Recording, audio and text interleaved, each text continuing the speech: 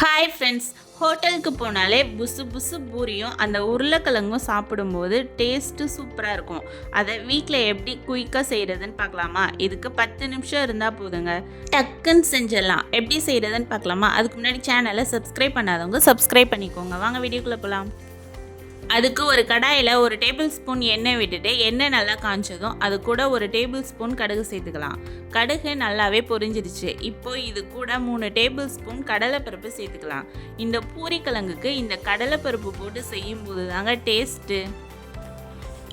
கடலைப்பருப்பும் பொரிஞ்சு வந்துருச்சு. இப்போ இது கூட கொஞ்சமாக கருவேப்பிலையும் சேர்த்து நறுக்கி வச்சுருந்த 4 பச்சை மிளகாவையும் சேர்த்துக்கலாம்.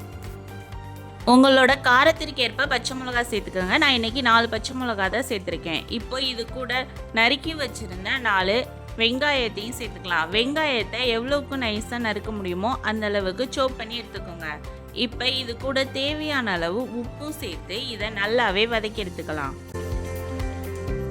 வெங்காயம் நல்லா கோல்டன் ப்ரௌன் வர்ற அளவுக்கு வதக்கி எடுத்துக்கோங்க. இப்போ இது கூட நறுக்கி வச்சுருந்த ஒரு தக்காளியையும் சேர்த்து நல்லாவே வதக்கி எடுத்துக்கலாம். வெங்காயமும் தக்காளியும் நல்லாவே வதங்கி வந்துருச்சு. இப்போ இது கூட 1 டேபிள் ஸ்பூன் மஞ்சத்தூளையும் சேர்த்து மஞ்சத்தூளோட பச்சை ஸ்மெல் போகிற அளவுக்கு இதை வதக்கி விட்டுக்கலாம்.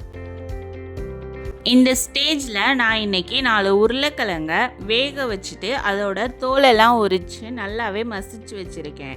இந்த மசிச்ச உருளைக்கிழங்கையும் இந்த தக்காளி வெங்காயத்தை கூட சேர்த்துட்டு நல்லாவே கிண்டி விட்டு எடுத்துக்கலாம். இப்போ இது கூட 3 கிளாஸ் தண்ணி விட்டு இதை ஒரு 2 நிமிஷம் கொதிக்க விட்டு எடுத்துக்கலாம். இந்த ஸ்டேஜில் 1 கிளாஸ் தண்ணியில் 2 டேபிள் ஸ்பூன் கடலை மாவை நல்லா கரைச்சிட்டு இந்த உருளைக்கிழங்கு மசாலா கூட சேர்த்துட்டு 2 கொதி விட்டு எடுத்துக்கோங்க. கடலை மாவை கரைச்சி சேர்க்கும்போது பூரி உருளைக்கிழங்கோட திக்னஸ் கொடுக்கும், டேஸ்ட்டும் நல்லாவே இருக்கும். அவ்வளோதாங்க, கைவிடாமல் 2 கிண்டி விட்டு கொத்தமல்லி தழை தூவி சர்வ் பண்ணிங்கன்னா ஹோட்டல் ஸ்டைலில் பூரி உருளைக்கிழங்கு ரெடி. இதை சூடான பூரியில் கொஞ்சமாக உருளைக்கிழங்கு தொட்டு சாப்பிடும்போது டேஸ்ட்டு சூப்பராகவே இருக்குங்க.